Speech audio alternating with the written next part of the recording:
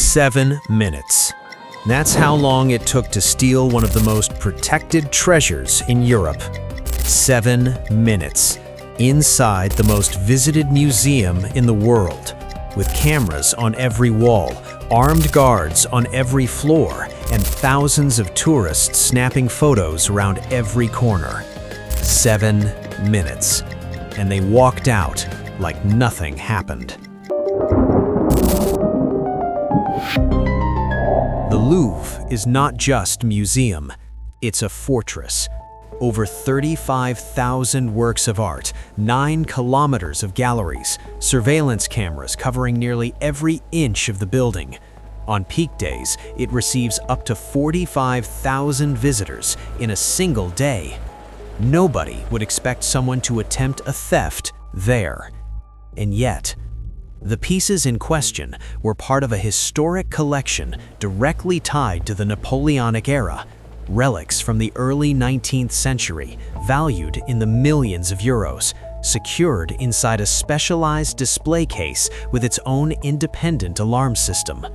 They were out in the open, accessible to anyone who bought a ticket. And here's what's interesting. That's exactly the vulnerability they exploited. Nobody wakes up one morning and decides to rob the Louvre. This kind of operation takes weeks, sometimes months. According to investigators who reconstructed the timeline, the group made multiple scouting visits to the museum well in advance. Ordinary tourists, cameras around their necks, maps in hand, taking photos of everything, including things nobody realized were being photographed. The security camera positions, the patrol routes, the shift changes, the peak crowd hours. Because here's the brutal paradox at the heart of public museum security. The more visitors there are, the harder it is to control everything. And they knew that. The plan had a kind of cold elegance to it. Come in as tourists, move fast, get out before the security system had time to react. But there was one detail that made all of it possible. One detail that made everything else irrelevant. They wore masks. Not ski masks, not the dramatic movie villain kind. Respiratory masks, the kind anyone could wear in a public space without raising a single eyebrow. This was the post-pandemic era. Masks in crowded public spaces were still common enough, still normal enough to cause no alarm. Nobody looked twice. Nobody suspected a thing. It was an ordinary day at the Louvre. Lines, tourists, selfies in front of the Mona Lisa, children darting between adults while tour guides struggled to keep their groups together. They entered with the crowd, plain clothes, ordinary backpacks, nothing that stood out. They reached the gallery where the jewels were displayed and moved through it like any other visitor, stopping, looking, taking photos. And then, in a single calculated moment, one of them acted. The movement was fast. Witnesses later described it as rehearsed because it was. The display case shattered, the alarm went off, and in less than a second, the group was already in motion. But here's what shocked even the investigators who studied the footage. They didn't run. They walked. Quickly, yes, but they walked, moving through the immediate chaos that any alarm creates. Tourists stopping, looking around, grabbing their phones to film whatever was happening. That moment of confusion they had planned for. Guards responded, but the Louvre is enormous. Its galleries are a labyrinth, and in an alarm situation with dozens of possible exits and thousands of people in motion, the margin for error is massive. 7 minutes. That's how long it took from the first step into that gallery to clearing the museum perimeter. 7 minutes that the security cameras recorded in complete detail and still weren't enough to stop them.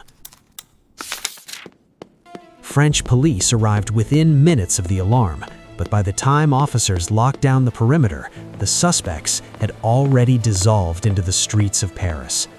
Masks on their faces, facial recognition, useless.